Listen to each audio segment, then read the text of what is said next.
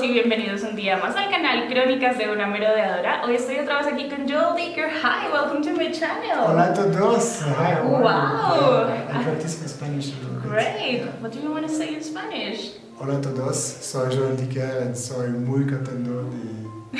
It's great. I don't know. I'm very pleased to be in Bogota with you. Oh my god, it's great to have you here again with a new book, a very successful new book.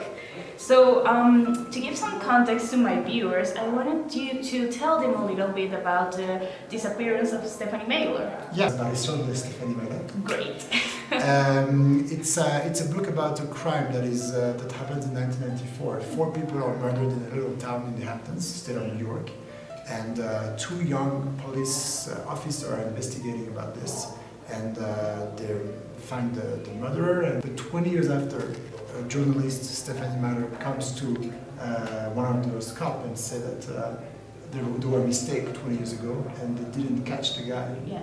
And so that's the beginning of the story. Of course, the cops at first won't believe Stephanie. They will check the facts and check all the facts of the murder at that time. And then Stephanie Mailer will disappear, and they will have to investigate about her and go back to the murder and understand what happened 20 years ago. So that's it's really dark. So people are saying that with this new book you went back to your roots, like the roots you had with your style in the Harry Kubert affair. What do you think about that? I don't know. I guess that there's the fact that it's a crime story. My second book, the one after Harry Kubert, Los Libros del was a bit different in the sense that it was not really a crime story. So this one is more like there's an investigation and an investigation in one little town, and so maybe there's for that little resemblance with Harry Kubert. Yeah, so same as with the Harry Kubert affair, you have such a large cast of characters. How do you handle them without like getting lost in the writing process? Well, I guess that's we all know a lot of people. Like we all know like tons of people, like family, friends, co-workers, whatever. And when you see them in the street, you know them. You know who they are. You don't need like a file. Say, okay, who are you? Are you Isabella? Okay, I met you there and whatever. Yeah. I think in a book it's a bit the same, where you need as an author, you need to introduce the characters to the readers. But when it's done, and if you're able to make it in a proper way, when it's done, the readers will remember them.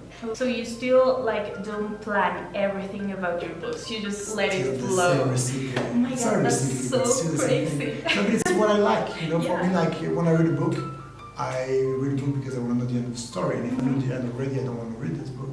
Yeah. And when I read a book, You're it's right. quite the same. If I know already the story I'm going to write about, it's not fun for me to write the story. You know, Yeah. I want to be surprised. Yeah, you don't want to be spoiled. Yeah, Exactly. Who want to be spoiled? No one. Nobody. Well, I know some people that like to read the last page of a book before they Yeah. even begin reading it. I don't get that. But I respect So all of you guys. Yeah. Whatever Everyone is is the different. way you read is okay. This is like a funny one. If you could be one character from one of your books, which one would you choose and why? That's a good question. I would say I would be Ernie Pincast in the trilogy The Harry Kubert Affair, because he's really the one that gets the whole picture. He's the one, like, he's a book lover, he's a librarian, he's a very nice, laid-back person, and he's getting in all the stories, you know? He has always like a view and point of view, and he knows everything, and he knows all the secret of everybody. Yeah. I like that. So, and which one has been the most difficult to write for you? Not books, but characters. I don't know, maybe in this last one, in La Desaparición de Stephanie Mailer, there's Kirk Harvey, who is a former cop and now works his... He wrote a theater play, he wrote a screenplay. Yeah. It was very difficult because I had to make the reader understand that he had a very big frustration for being, as he was a cop, not being able to make it as an artist. Yeah. I think that's quite difficult to portray in the Yeah. page. Okay. Well, there's this one character in The Disappearance of Stephanie Mailer, Ostrovsky, Yeah. and there's this one scene when he is like praising his own work, saying, "Oh yeah, I'm so mean," and all that stuff. And somebody tells him that a literary critic is just a writer who failed. What do you think about that? What is your relationship with the critic? Remember that Ostrovsky is just supposed to be a funny character in the story, and I don't have a beef with no critics. I don't have no issue with that. And it's more that he's the character he is, and he's in the story. He's a writer that failed. Yeah. Do you read your reviews? Like some people tweet you, oh, I just read Stephanie Mailer. There's my review. Do you read that? No, I don't really read the reviews. Sometimes read the comments on Instagram on my account, because I like when I can answer questions. That's also I think social network are great for that. Is you can reach to an author and ask him a question about his work. Yeah, it's a closer relationship. I agree, and I like that. But I will not purposely go and try to find what people say. Yeah, Goodreads and. The thing is, everybody has something to say, which is great.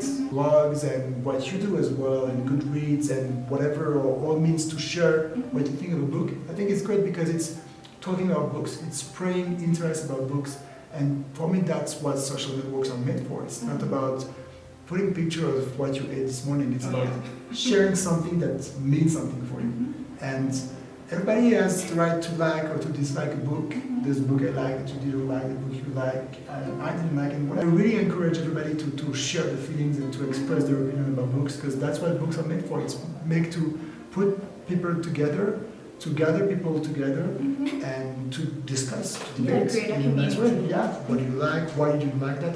What is one thing you haven't done as a writer and you want to?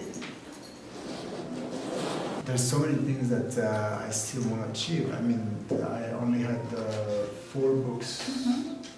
I only had 4 books behind me, and I hope it's only the beginning of my career. Yeah, and a short story. And like that. It's true. Yeah. But thank you very much.